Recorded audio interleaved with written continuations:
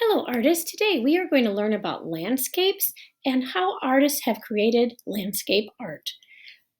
Parts of a landscape. When we draw a landscape, we want to show some things that are close to us and things that are far away. Way in the background is the background. It's the land that's furthest away from you, including the sky. There's a horizon line artists create that separates the earth from the sky. The middle ground is land or objects that are in the middle of a picture, and in the foreground is the objects closest to you. There are so many different ways you can actually make a landscape drawing or painting. So let's see some artists that have created landscape art. Some realistic painters were a group of people called the Florida Highwaymen. In the late 1950s, a group of mostly self-taught African American artists devoted themselves to capturing Florida's natural landscape in realistic paintings. But because of Jim Crow laws, the artists in this group were shut out of museums and art galleries. So they decided to sell their art by going door to door. They were known as the Florida's Highwaymen because of all the traveling they had to do in order to make a living selling their art. Alfred Hare and Harold Newton were the founding artists of this group, and they taught many friends and family how to paint and become successful artists. The 26 artists that were the original Highwaymen were able to go door to door selling their art and making a living as artists. There was one woman named Mary Ann Carroll. She was the only woman in the original 26 painters, and when she was 16, she learned how to mix colors and make painting and picture frames from Harold Newton. She then practiced her skills at home. She, along with the other highwaymen, were able to make a living as artists instead of working in citrus grove fields and packing houses. She raised 7 children and worked as a painter her whole life.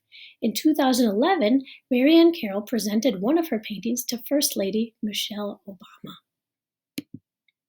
Here are some examples of landscape paintings. Some of them are realistic looking and some are abstract. Some are of far away kind of nature pictures in countrysides, and some are of busy cities, rural or urban.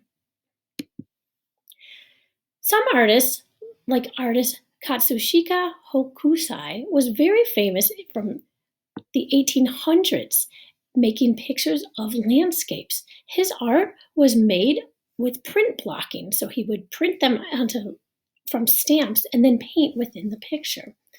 He had so many wonderful pictures of different things like the Great Wave of Kanagawa or the Fuji Mountains, that these are so famous that post-impressionist painters such as Renoir, Monet, and Van Gogh collected his artwork for their own galleries.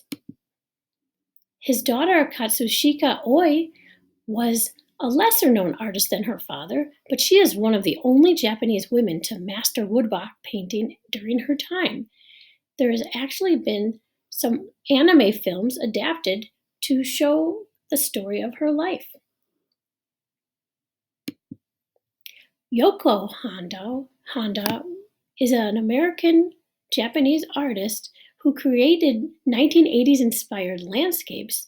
Having grown up as a teen during this time, she was immersed in the art, movies, commercials, and TV series that formed the distinctly recognizable flavor, color, and style of the 1980s.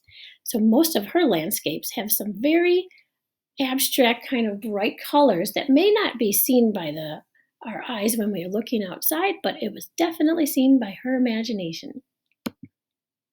Here's some surrealistic or dreamlike fantasies that she created to make some fun landscapes. And here's some beautiful landscapes that she used that have some different kind of colors that create different emotions and feelings when you look at them. Here are some landscapes that I created. I love to use patterns and colors and weave a lot of different lines and patterns throughout my urban scenes. So today we are going to look at and try and practice line drawings, adding some value and shading. We can even add color to our art. But whatever we work on, let's think of all the details we would like to create our landscapes and have a lot of fun with them.